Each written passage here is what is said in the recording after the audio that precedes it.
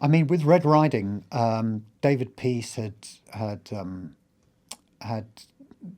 drawn really heavily from actual events, of course, like as is all fiction. Um, and it was I can't remember the exact quotation, but it's something like bloodily ripped from fact. As far as I was concerned, I was trusting those novels. So I initially I was going to do a lot of research for Red Riding, but I didn't in the end. In the end, I stuck very, very absolutely to those novels and allow those novels to inform me of what the world was. I trusted that world that David had invented there, and those characters, those people.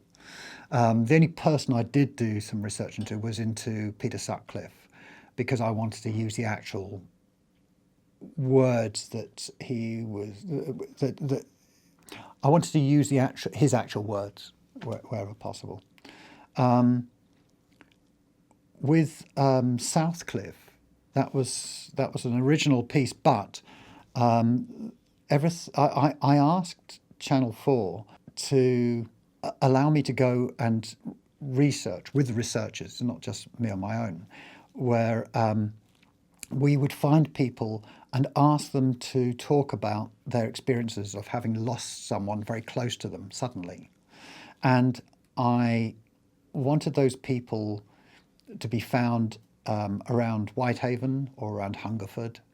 So places that had experienced a shooting spree. But I didn't want to talk to people who were directly involved in that. I just wanted people who lived in the area. I felt that it was somehow connected with place. In This World was a really interesting project. It was one of the best filmmaking experiences I've had, in fact. And me and Michael met, and we talked about what we were both doing and about possibility of working together. I'd met him years before about a project set in Haringey, which I'd written, set in the sort of Cypriot community at the time.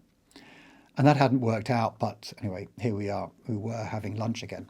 And we talked, and Michael wanted to do, he wanted to do one project about Laika, the canine cosmonaut, and another one he wanted to do he was interested in doing was a story about refugees' journeys, and it was specifically about the journey. And this was around 1999. This 2000. This was around 2000. So there are a lot of people who are leaving their homes and the people they knew and their friends and their countries, everything, to take enormous risks in order to come to the West.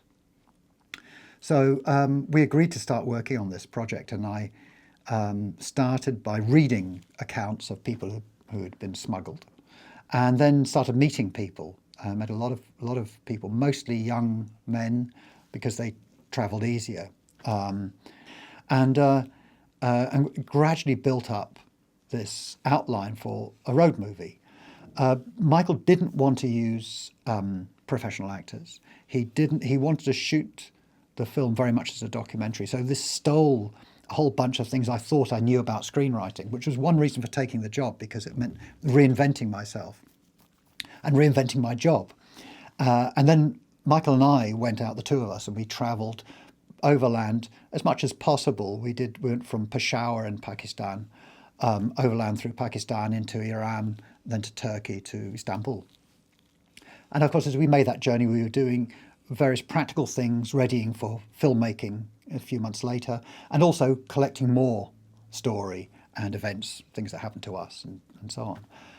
And then when we came to shooting the film, I would go on ahead by a day or two, and instead of writing a man in a cafe, I would go and find a man in a cafe, and then Michael and the crew would catch up, and I would show them what we had and where we were, and then we would play with that material from then on.